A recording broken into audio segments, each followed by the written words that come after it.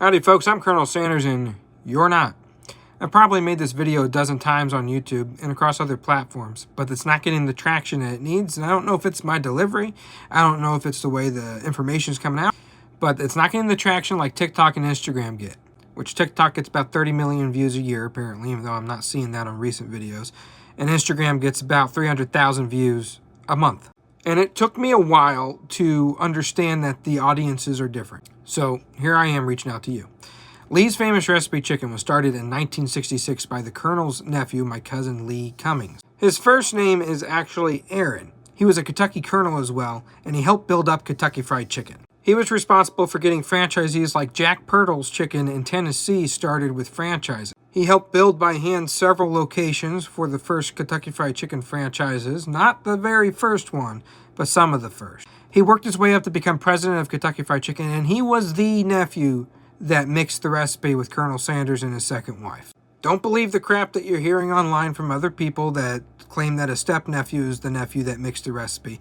The trusted nephew with the information of the recipe was the president of Kentucky Fried Chicken up until 1964, Aaron Lee Cummings, Colonel Sanders' sister's son. He does not get the credit he deserves, and that credit's being taken away by a man who has spread some lies online into the Chicago Tribune. You want to know more? Go into the Debunking Rumors and Recipes of Colonel Sanders playlist on this channel, and everything will be explained there. In 1964, our uncle sold Kentucky Fried Chicken to Brown and Massey. He didn't want to do it, but he ended up doing it.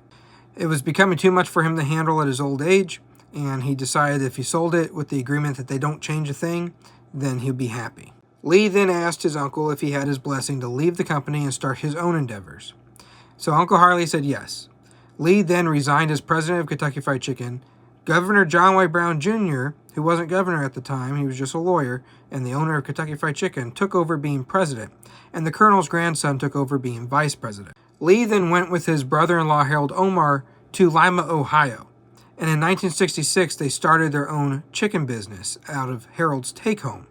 Harold was also an engineer by trade and by day, but he would be frying chicken at night and running a restaurant as well.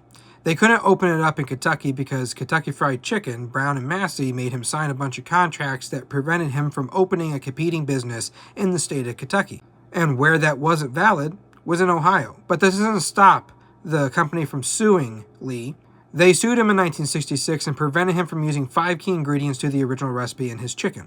They also prevented him from using tarragon or tarragon-flavored vinegar in his coleslaw, as this is what KFC's signature flavor was. He wasn't allowed to use red and white stripes, and he wasn't allowed to use anybody in the Colonel's family closely related to the Colonel or that looked like the Colonel.